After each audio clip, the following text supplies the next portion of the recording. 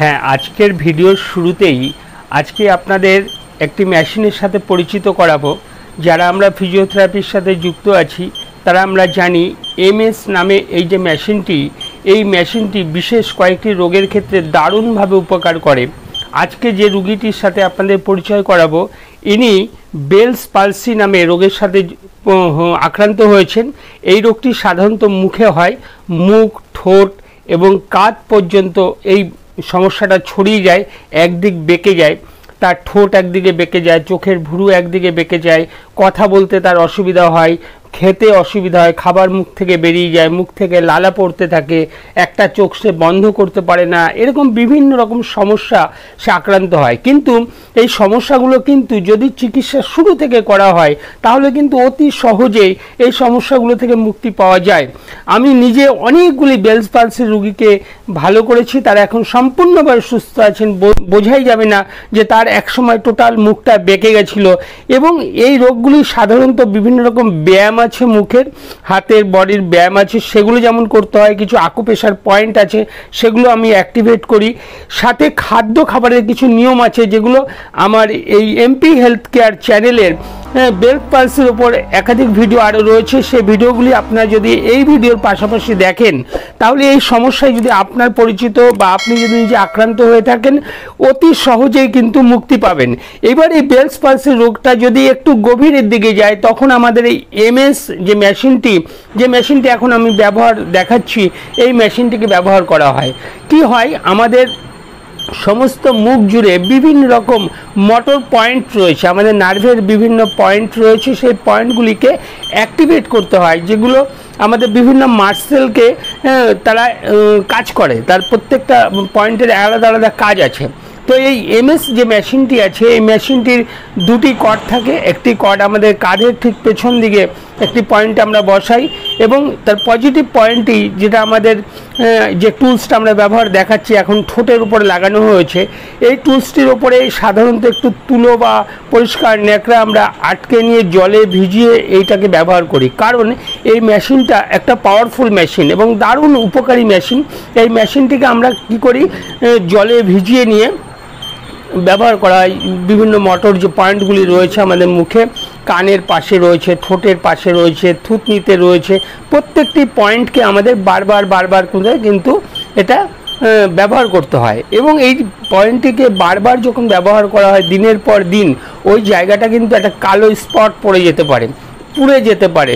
সেটা যাতে না হয়, সাধারণত আমি প্রত্যেকটা রুগীকে এই পয়েন্টগুলিকে অ্যাক্টিভেট করার সময় মেশিনের বিভিন্ন পাওয়ার, আমি কোথায় কোন পয়েন্টে কতটা পাওয়ার দেব, সেটা কিন্তু এই এমএস মেশিন আমরা যারা ব্যবহার করি তাদের অভিজ্ঞতার উপর কিন্তু নির্ভর করে। আমরা যত বেশি রুগী আমরা এগুলো ট্রিটমেন্টের মধ্যে আসি তখন আমরা বুঝতে পারি কোন পয়েন্টে কত পাওয়ার দিলে কিন্তু এটা দারুণভাবে কাজ করে। যেমন চোখের কোণায় যে পয়েন্টটিতে আমি যে পাওয়ারটা দেব, থুতনিতে কিন্তু আমি সেই পাওয়ারটা দেব না। আমরা এই পয়েন্টগুলিকে যেমন এমএস মেশিনের মাধ্যমে অ্যাক্টিভেট করব, ঠিক এর পরপরেই কিন্তু আকুপ্রেশার ট্রিটমেন্টটাও কিন্তু আমাদের এই মুখে চালাতে হবে। তাহলে কি হবে, আমরা দারুণভাবে রেজাল্ট পাবো। তা নাহলে কি হয়, যারা সাধারণত ফিজিওথেরাপির সাথে যুক্ত আছেন শুধুমাত্র এই এমএস মেশিন বা কিছু ব্যায়ামের মধ্যে দিয়ে চিকিৎসা করেন, তারাও সুস্থ করতে পারছেন রুগী বা রুগীরা সুস্থ হচ্ছেন, সেক্ষেত্রে সময়টা অনেক বেশি লাগে।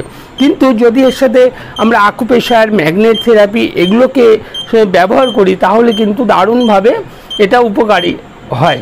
এবং আমি দেখেছি আমার অভিজ্ঞতায় যে সমস্ত রুগীরা আমাদের এই বিভিন্ন রকম পদ্ধতিগুলোকে নিয়ে কাজ করছে তারা কিন্তু দারুণভাবে উপকার পেয়েছে। আমার পরিচিত অনেক এই রোগটা কিন্তু বয়স্কদের যেমন হতে পারে তেমনি অল্প বয়সীদেরও হতে পারে, ছেলেদের যেমন হতে পারে ঠিক মেয়েদেরও হতে পারে।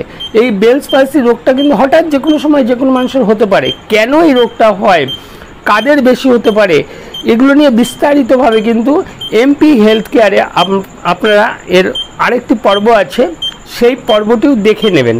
তাহলে কিন্তু এর সাথে সাথে খাবারগুলো আমরা জেনে নিতে পারবো এবং এই রোগীকে আমরা কিন্তু খুব অল্প দিনের মধ্যেই সুস্থ করতে পারবো। এটা কিন্তু স্ট্রোকেরই একটা ভাগ।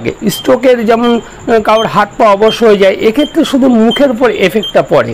দেখা যায় কপাল থেকে শুরু করে নাক বরাবর তার মুখটা একদিকে বেঁকে যায়, চোখের ভুরু একদিকে বেঁকে যায়, চোখের পাতা পড়ে না, যে দিকটা আক্রান্ত হয় চোখের পাতা ফেলতে পারে, চোখ খুলে থাকে, মুখ থেকে খাবার বেরিয়ে যায়, খাবার সে চিবিয়ে খেতে পারে না, যে দিকটা আক্রান্ত হয় সেই দিকটা দিয়ে সে দাঁতে জোর দিতে পারে না, কোনো কিছু মুখে যদি বেলুন ফোলাতে বলা হয়, আমরা টেস্ট করি রুগী কতটা ভালো হয়েছে, বেলুন ফোলাতে বললে বা কিছু চিবাতে বললে তারা কিন্তু অসুবিধার সম্মুখীন হয়। যত সে দ্রুত সুস্থ হতে থাকে তত কিন্তু সে স্বাভাবিক এই কাজকর্মগুলো করতে পারে, চোখের পাতা পড়বে।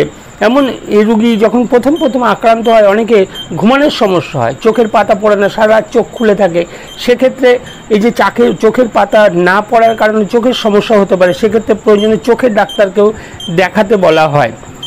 এবং খাবারের দিকে সেই রুগীটার সুগার আছে কি না, প্রেশার আছে কি না, এগুলোও আমাদের খেয়াল রাখতে হয় এবং তার উপর নির্ভর করেই কিন্তু বিভিন্ন রকম ব্যায়াম, খাবারের একটা চার্ট আমরা তৈরি করে দিই।